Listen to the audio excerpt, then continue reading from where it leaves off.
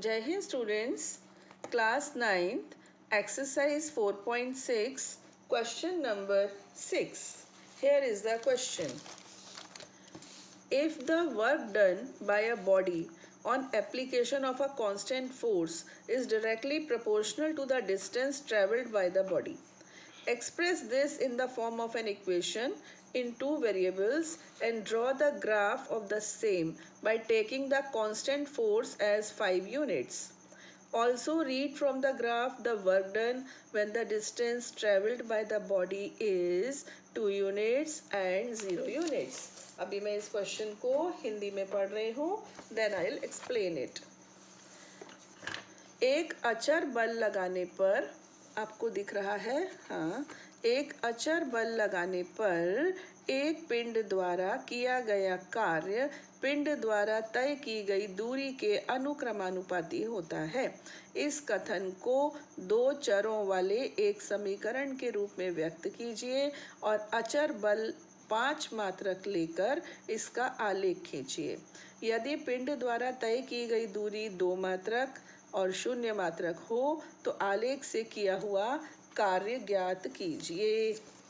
आपने फिजिक्स में पढ़ा है कि work is proportional to displacement, है ना. ये फिजिक्स है. हमने पढ़ा है कि ये जो कार्य होता है ना, वो विस्थापन के समानुपाती होता है. यानी कि हम किसी चीज़ को ताकत लगाकर सरकाते हैं तो वो यहाँ पर थी और यहाँ आ गई, तो आपने जो ताकत लगाई उसका इस डिस्प्लेसमेंट से मल्टीप्लिकेशन होता है ना. और डिस्प्लेसमेंट विस्थापन यानी पहली स्थिति से अंतिम स्थिति के बीच की दूरी. आप किस रास्ते से आए वो मायने नहीं रखता. अभी आप यहाँ खड़े, आप चाहे कितना भी लंबा चक्कर काट के आए, उससे मतलब नहीं. अभी यहाँ थे, अभी यहाँ, ये डिस्प्लेसमेंट. ठीक है, तो फिजिक्स की बात है.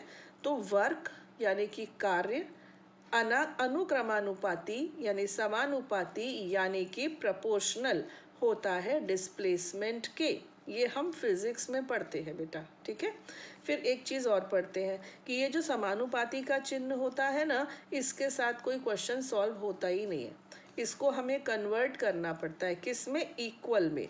तो जब हम समानुपाती के चिन्ह को बराबर में परिवर्तित करते हैं तो यहाँ पर कोई ना कोई स्थिरांक आता है. उस स्थिरांक को इस समीकरण में F कह देते हैं. F मतलब फोर्स, तो W मतलब वर्क यानी कि कार्य. ठीक है, F मतलब कि फोर्स, फोर्स यानी कि बल, और D यानी कि डिस्प्लेसमेंट, डिस्प्लेसमेंट है ना, यानी कि विस्थापन. ये इनके मतलब बोला जाता है इनको. ठीक है, तो ये समीकरण हो गई ना. W is equal to FD. अब आप एक काम करिए, माना कार्य यानी कि work is equal to X units. ठीक, एंड डिस्प्लेसमेंट विस्थापन यानी कि डिस्प्लेसमेंट, इसको हम ले लेते हैं Y. ठीक है, और फोर्स को इन्होंने खुद बोला है कि आप 5 यूनिट्स ले लो. यहाँ लिख दो गिवन और यहाँ लिख दो दिया है. हिंदी वाले हिंदी में, इंग्लिश वाले इंग्लिश में. ये हो गया. अब हम इक्वेशन को देखें. हमने W को क्या बोल दिया, X, तो हमारा कार्य हो गया X. ठीक है, F इन्होंने बुक वालों ने हमको दे दिया है 5, और डिस्प्लेसमेंट यानी विस्थापन को हमने क्या बोल दिया, Y. तो इस प्रकार हमारी समीकरण रेडी हो गई.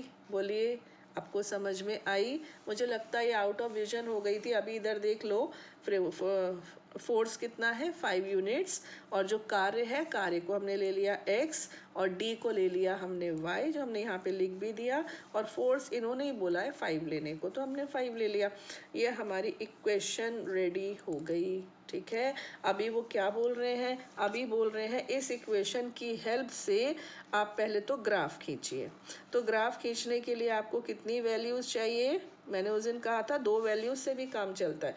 2 पॉइंट्स हो ना तो भी हम उनसे बड़े आराम से एक लाइन बना सकते हैं. बट चलिए 3 हम बना ही देते हैं, क्योंकि बुक में 3 दिया है, कहीं कहीं कहीं कहीं 2 दिया है, तो हम 3 ले लेते हैं. यहाँ से एक लाइन ऐसी बना दीजिए हॉरिजॉन्टल. अब ये हो गया X, ये हो गया Y. अब देखो बेटा, ये 5 गुना होने वाला है ना। तो चलिए पहली वैल्यू मैं y की रख देती हूँ 0, फिर एक रख देंगे हम 1 दिख रहा है, और फिर एक रख देंगे हम -1। 0 1 और -1। 0 रखा तो क्या रहा, 0 ही रहा। y की जगह 0 रख दीजिए तो x भी 0। y के प्लेस पर 1 रख दिया तो मिलेगा आपको 5। y के प्लेस पर -1 रख दोगे तो क्या मिल जाएगा, -5। हो गया ये आपका। प्लॉटिंग करें। मैंने कार्टिजन सिस्टम बना के रख दिया, बट मैंने उनके नंबर्स इसलिए नहीं लिखे कि कभी कभी हमको अपनी स्केल चेंज करनी पड़ेगी। वो कैसे अभी आएगा आगे के सम्स में, इसलिए। तो ये मैंने ले लिया -1 -2 -3। मुझे मालूम है y, अच्छा x जाना है -5 तक। चलिए यहाँ ले लेते हैं -5। x जाना है ना -5 तक और 5 तक। रेडी। चलिए पहला पॉइंट है 0 0। ये रहा 0 0। हाँ, लिखना चाहो तो लिख दो, नहीं लिखना चाहो तो कोई बात नहीं है। फिर क्या है बेटा, 5 1 दिख रहा। 5 1 5 1 का मतलब क्या होता है, x पर 5 y पर 1। ये रहा x पर 5 दिखा आपको, x पर 5 और y पर 1 ये रहा। ये पॉइंट हो गया 5 1। Got it. अच्छा एक चीज़ और, ये जो x है ना, x क्या है अपना, वर्क। तो यहाँ पर लिख दो x एक्सिस के बराबर में वर्क। ठीक। और ये क्या है, डिस्प्लेसमेंट। तो यहाँ पर लिख दो आप डिस्प्लेसमेंट, हिंदी में लिख देना विस्थापन। तो ये दूसरा पॉइंट हो गया 5 1। तीसरा पॉइंट क्या है, -5 -1। मतलब ये रहा -5।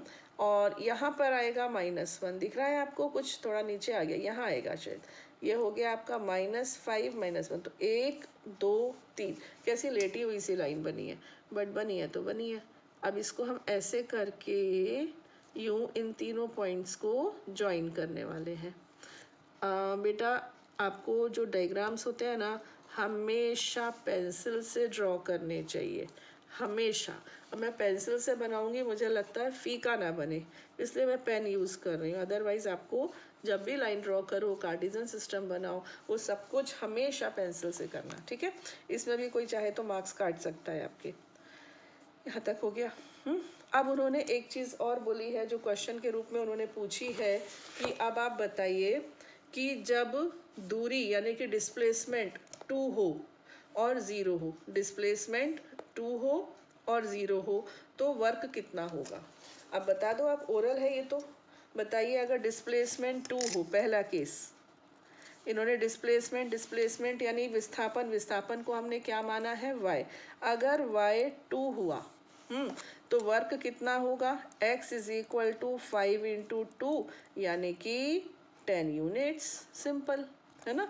सेकंड केस में बोल रहे हैं अगर विस्थापन 0 हो, तो विस्थापन जब 0 होगा तो कार्य भी 0 होगा, ये तो हम परिभाषा से ही जानते हैं। ठीक, लेकिन वो ये बोल रहे हैं कि ग्राफ से भी बता दो। तो ग्राफ में क्या प्रॉब्लम है, y2, ये रहा y। देखना बेटा, ये आपका y है। हाँ, y कितना चाहिए इनको, 2, तो ये रहा 2। अब हम क्या करेंगे, हम इस लाइन को, अब मैं पेंसिल ले लेती हूँ क्योंकि मेरे दूसरे रीजन में घुस रहा है, तो इसको मैं ऐसे प्रोड्यूस कर दूँ, ऐसे। ठीक है, जितना ये लंबा जाए उतना, मतलब जितना मुझसे हो पाए जाएगा, तो ये अनंत तक ऐसे मैं इसको प्रोड्यूस कर दूं। फिर मुझे क्या बोला है, 2। अब मैं 2 से इसके ऊपर एक परपेंडिकुलर लाइन खींच दूं। ठीक, ये यहाँ पर जो जिसको मिलेगा वो हमारा x होगा, जो कि हमारा इसमें कितना आ रहा है, 10 यूनिट्स। तो यहाँ भी ये 10 आएगा जब आप ग्राफ पेपर पर बहुत अच्छे से मेजरमेंट्स के साथ करोगे। इसको प्रोड्यूस कर देना। और जो 2 चाहिए आपको, ये y है, y कितना है, 2। आप इस तरह से इसको लेकर आना। हाँ, तो यहाँ से परपेंडिकुलर ड्रॉ कर देना। ठीक है, ये हो गया। अब ये पता नहीं क्या हो गया। एनीवेज, ये दोनों केसेस, अच्छा 0 0 पे तो 0 है ही, ये देख लो ना, 0 पे तो 0 है ही, नो इश्यूज। चलिए now come to the question number 7। Question number 7 is Yamini and Fatima, two students of class 9th of a school, together contributed ₹100 towards the Prime Minister's Relief Fund to help the earthquake victims. Write a linear equation which satisfies this data.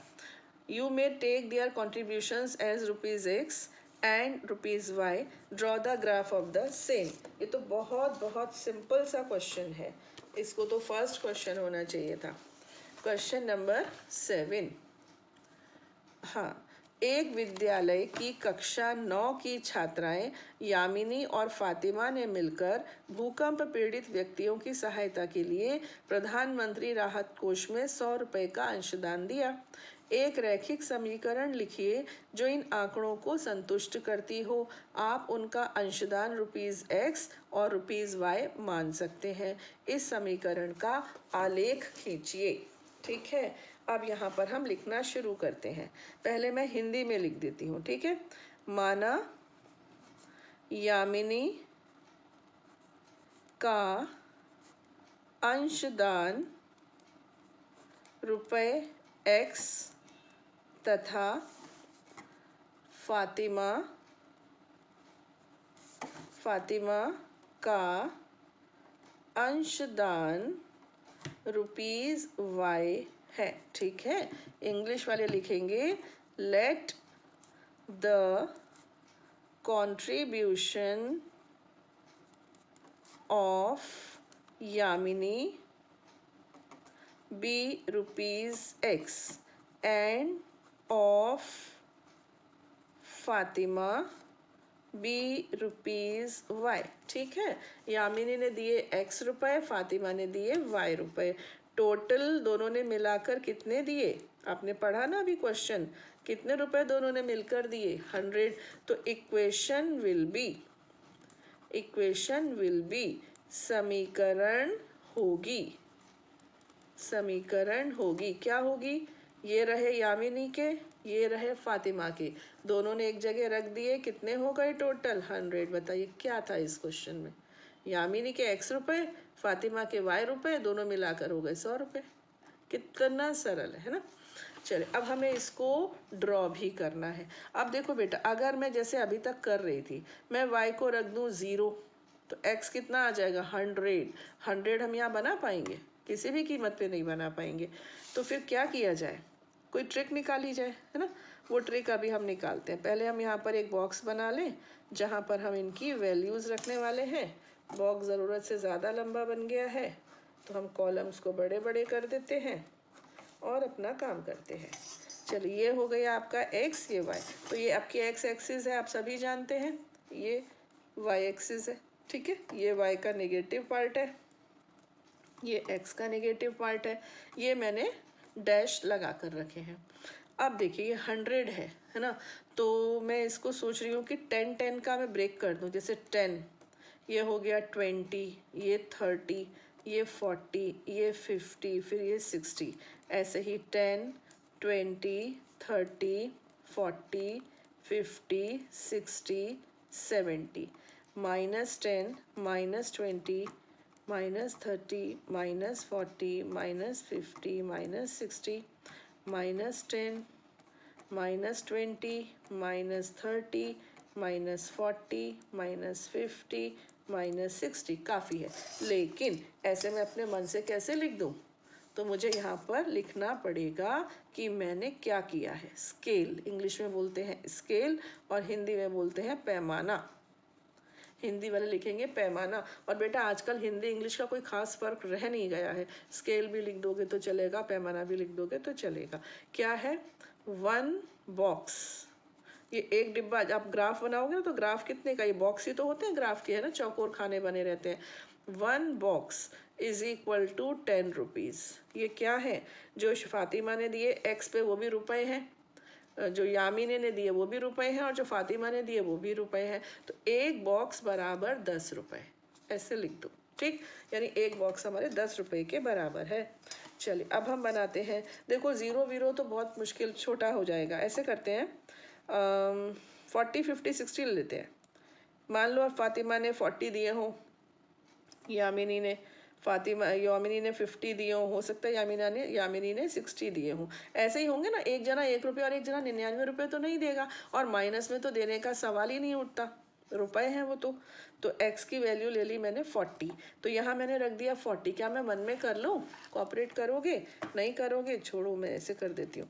100 minus x, y is equal to 100 minus x, ऐसे। ठीक है, आपको दिख रहा है? थोड़ा और ऊपर लाओ, ये देखिए, y is equal to 100 minus x. अब मैं x को पहली वैल्यू दे रही हूँ, क्या? 40, तो ये फर्स्ट है, ये हो जाएगा y is equal to 100 minus 40 is equal to 60। यानी अगर यामिनी ने 40 दिए, इसका मतलब फातिमा ने 60 दिए। सेकंड केस, अगर ये तो ओरल है ना, वैसे तो अगर उसने 50 दिए तो दूसरी ने भी 50 दिए, तब 100 हो गए। 50-50 दोनों ने मिला दिए। अगर इसने 60 मिलाए होंगे तो ज़रूर इसने 40 मिलाए होंगे, तभी तो 100 हुए, है ना? ऐसे इन लोगों ने कंट्रीब्यूशन किया। अब पॉइंट्स बनाते हैं। पहला पॉइंट क्या है? 40 60।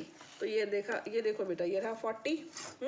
और इसके साथ साथ ऊपर चलते हैं हम, कहाँ तक? 60 तक। तो ये रहा, यहाँ पर कहीं ये पॉइंट आ गया, ये पॉइंट है आपका 40 60। ठीक, दूसरा पॉइंट क्या है? 50 50। 50, ये 50, तो 50 पे रख देती हूँ इसको, और ये 50 तो लगभग यहाँ आता है।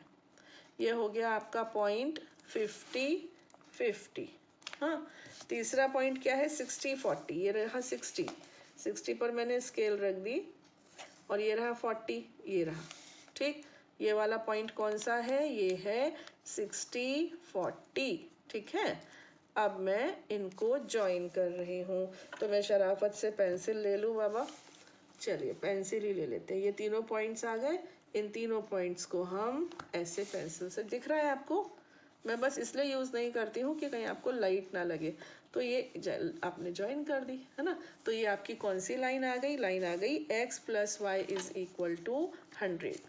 ये x plus y is equal to 100 वाली लाइन आ गई। ठीक है, नाउ मेरे ख्याल से अब ये लास्ट क्वेश्चन है, क्वेश्चन नंबर 8। पहले मेरे हाथ में हिंदी की बुक आ गई है, मैं इसको पहले इंग्लिश में पढ़ दूँ, क्योंकि एट लास्ट मैं हिंदी में ही समझाती हूँ।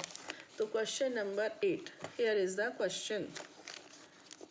ये रहा, इन countries like USA and Canada, temperature is measured in Fahrenheit, whereas in countries like India, it is measured in Celsius.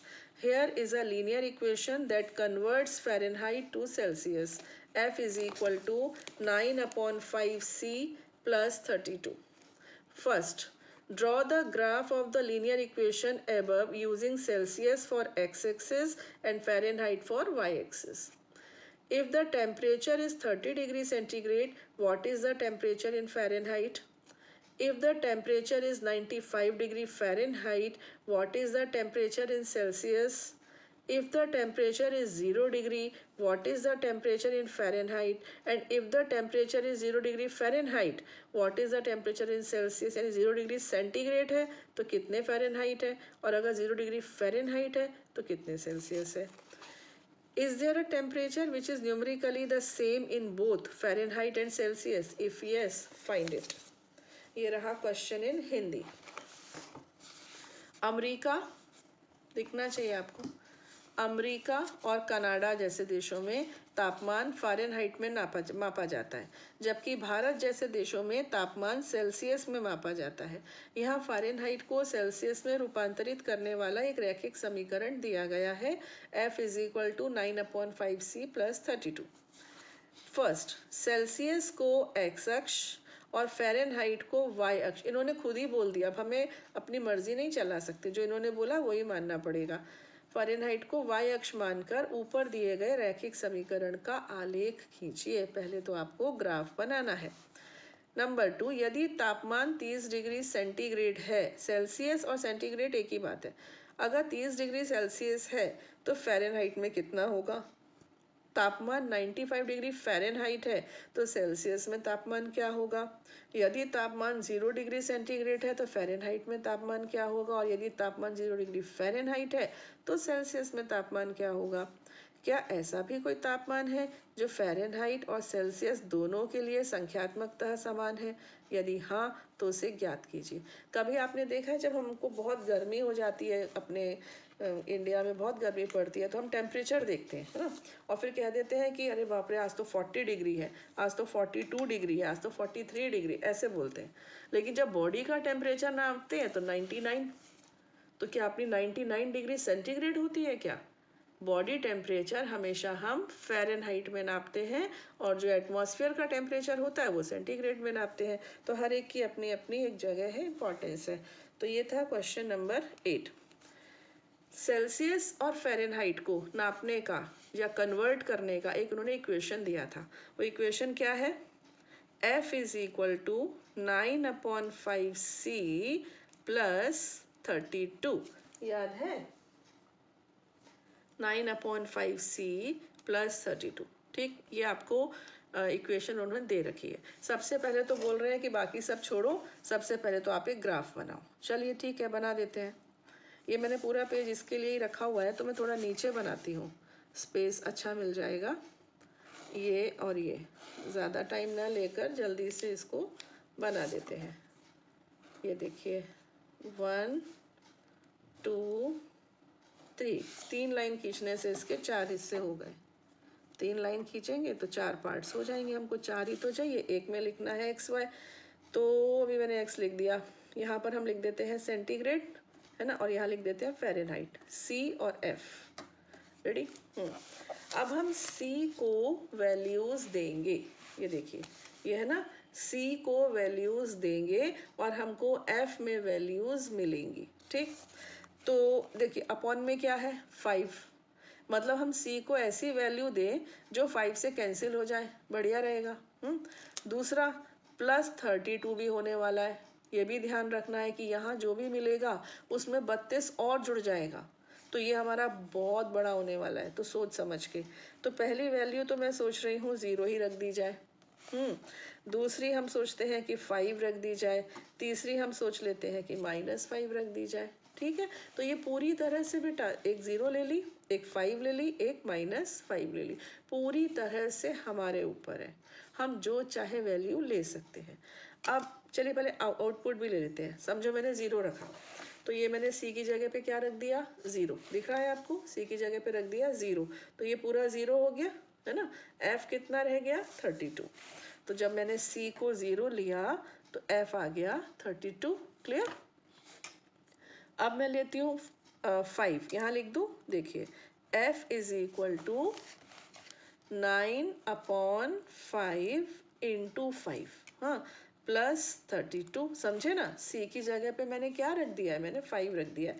5 से 5 कैंसिल, 9 प्लस 32 कितना हो गया? 41। यहाँ मैंने लिख दिया 41। Got it? दूसरी वैल्यू, तीसरी वैल्यू मैंने क्या ली है? -5। तो थर्ड वैल्यू है एक्चुअली ये, और ये सेकंड थी, फर्स्ट तो मैंने ओरल कर ली। तो F is equal to 9/5 into -5 plus 32। ये कैंसिल, कितना हो गया? -9 प्लस 32 कितना आ गया? 23। 23। ठीक, तो ये 3 वैल्यूज़ मैंने ले ली। अब आप देखिए मैक्सिमम कितनी गई है? 41 तक गई है ना। तो मैं कितने का गैप ले लूँ? 5 का ले लूँ। 5 का ले लूँगी तो मुझे 9 तक जाएगा। 32 है, 8 का ले लेते हैं। 8 कम से कम, एक को तो फुल वैल्यू मिले, और ये 8 5 ज़ार 40, तो 40 के बिल्कुल बगल में आ जाएगा, ये ठीक है। 8 का ले लेते हैं, तो ये मैंने लिया 8। 8 के बाद कौन आएगा? 16। फिर क्या आएगा? 24। फिर आएगा 32, फिर आएगा 40, फिर आएगा 48। ये क्या है? ये 8 का टेबल है। 8, 16, 24, 32, 40, 48, 56, ऐसे। यहाँ भी लिया मैंने 8, 16, यहाँ पर माइनस आएंगे, -24, -32, -40, -48। यहाँ पर -8, -16, -24, -32, -40, -48। जितनी स्पेस थी उतनी वैल्यूज़ मैंने लिख दी। अच्छा अब देखिए पहला पॉइंट है 0 30। अच्छा एक चीज़, ये x है, x पर मुझे क्या लेने को बोला है, सेंटीग्रेड, ठीक है। ये y एक्सिस है और y एक्सिस पर मुझे क्या लेने को बोला है, फ़ारेनहाइट, ठीक है। डिग्री फ़ारेनहाइट या सेंट जो भी है, degree centigrade, sorry degree centigrade, ठीक है। चलिए पहला पॉइंट क्या है, 032, यानी कि x पर 0, x पर नहीं चलना, ना इधर चलना ना इधर चलना, 0 पे रहना। y पर कितना चलना, y पर चलना 32, ऊपर चलना शुरू करें, ये आ गया 32, है ना। तो ये पॉइंट हो गया 032। अगला पॉइंट क्या है, 541, यानी x पे चलना 5 और y पर चलना 41। यहाँ लिख दूँ मैं, x is equal to y is equal to, तो कन्फ्यूजन नहीं रहेगा। चलिए x पे 5, अब बेटा ये तो मैंने 8 लिया है, 8 से थोड़ा सा पहले अंदाज से ये हो गया 5, समझ रहे हो ना, ये 8 है। अच्छा स्केल तो लिखा ही नहीं, यहाँ पे स्केल लिखना पड़ेगा ना। स्केल हम क्या लिखेंगे, 1 बॉक्स इज इक्वल टू 8, क्या, degree centigrade and 8 degree Fahrenheit, दोनों में 8 8 है, इधर भी 8 डिग्री सेंटीग्रेड है, इधर 8 डिग्री फ़ारेनहाइट है, या फिर 8 डिग्री भी चलेगा। अच्छा फिर क्या है, 541, तो ये रहा 5, 8 से थोड़ा सा पहले 5, 41, मैंने बोला ना 40 तो मिलेगा कम से कम, तो 40 के बिल्कुल ज़रा सा ऊपर ये लिया मैंने ऐसे, ठीक है। ये 40 के ज़रा सा ऊपर, तो ये पॉइंट क्या आ गया, ये आ गया 841, ठीक है। अगला पॉइंट क्या है, -523, आपको दिख रहा है, ये रहा -523। फिर से -5 तो 8 से थोड़ा सा इधर आ जाएगा, है ना, और 23 24 के बिल्कुल नज़दीक, तो मैं ऐसे लेती हूँ, ये रहा 23, बिल्कुल नज़दीक। ये पॉइंट क्या है, -523। अब सुनिए बच्चों, ये जो मैंने पॉइंट्स लिए, हो सकता है आपकी बुक में ये बिल्कुल भी ना हो, हाँ, और कोई और बच्चा लेगा वो बिल्कुल अलग लेगा, तो वो कैसे भी हो सकते हैं ये पॉइंट्स, ऐसा नहीं है कि जो मैंने लिए वो ही होंगे। मतलब इसके लिए तो आपको बोला ना, अनंत तक जाएंगी वैल्यूज, अनंत तक, तो कोई बंधन थोड़ी है, कैसे भी ले सकते हो। तो ये आपकी लाइन तैयार हो गई, ठीक। तो ये आपका फर्स्ट पार्ट हो गया, जिसमें आपको कहा गया था आलेख खींचिए, यानी ड्रॉ द ग्राफ, वो आपने कर लिया। सेकंड में उन्होंने क्या कहा है, यदि तापमान 30 डिग्री सेंटीग्रेड है तो फ़ारेनहाइट में टेम्परेचर क्या होगा, यानी C कितना है, C आपको दे रखा है 30 डिग्री। एक काम ये भी हो सकता है, मैंने जैसे आपको पिछले क्वेश्चन में बताया 32 है, इसके बगल में कितना है, ये 30, इस लाइन को खूब आगे बढ़ा लो। हालांकि कोई करता नहीं है ऐसे, सब लोग गेम खेलते हैं, सब लोग लिख के कर लेते हैं, बट ये भी हमें आना चाहिए, है ना। तो ये आपका इसको आगे बढ़ा लिया, कितना चाहिए 30, तो ये 32 के बिल्कुल बगल से ले जाओ 30, ऐसे, ठीक है, इसको ले जाओ यहाँ पे। अब ये पॉइंट आ गया, ये जो इंटरसेक्शन पॉइंट आ गया ना ये वाला, यहाँ से y एक्सिस पर इसको ड्रॉ, मतलब परपेंडिकुलर ड्रॉ कर दो ऐसे, y एक्सिस को आगे बढ़ा दो। ये सब अपने हाथ की चीज़ें हैं, कितना भी ऊपर ले जाओ। तो 56 के बाद क्या आने वाला था, 64, 64 के बाद क्या आने वाला था, 72, फिर कितना आने वाला था, 80। तो ये जहाँ पर आके मिले, अब ये तो रफ काम हो रहा है, ये जहाँ भी आके मिलेगा ये वाला पॉइंट हमारा आंसर होगा। यहाँ से 30 लिया, जो मिला यहाँ से इसको यहाँ लिया, ये जहाँ मिलेगा ये हमारा आंसर होगा। ऐसे करते हैं हम ग्राफ से, लेकिन अभी हम इसको फॉर्मूले से कर रहे हैं। F is equal to 9/5 C plus 32, ये फॉर्मूला है ना। तो 9/5 इंटू C कितना है, C है 30 प्लस 32, 5 1 ज़ा 5, 5 6 ज़ा 30, 6 9 ज़ा 54, 6 नाम 54, 54 प्लस 32 कितना हो गया, 86 डिग्री, 86 डिग्री फ़ारेनहाइट, ठीक है। आपको दिख रहा है, ये देख लीजिए, ये आपका फॉर्मूला था, सी की जगह पे रख दिया हमने 30 डिग्री और फिर इसको कैलकुलेट कर लिया, ठीक है। सेकंड हो गया। अभी आते हैं हम थर्ड पार्ट पर। थर्ड पार्ट में वो बोल रहे हैं यदि तापमान 95 डिग्री फ़ारेनहाइट है तो सेल्सियस में तापमान क्या होगा। यानी अब की बार फ़ारेनहाइट दिया है, ये जो F है ना, F ये कितना दिया है 95 is equal to 9/5C plus 32 ये दिया है। क्या कीजिए 32 को इधर ले आइए तो ये हो जाएगा 95 minus 32 is equal to 9/5C। ठीक है, इसके बाद हम इसे यहाँ करते हैं, माइनस किया बेटा तो कितना आया 5 माइनस 2 आया 3, 63 आ गया है ना। ये कितना आ गया 63 इज इक्वल टू 9/5C। 5 इधर ले आइए, 63 into 5 is equal to 9C।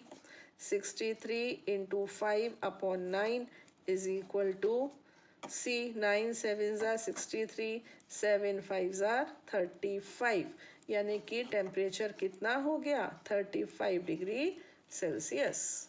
Got it. Now part number 4। Part number 4 में वो पता है क्या बोल रहे हैं, मैंने देख लिया था वो पार्ट क्या था।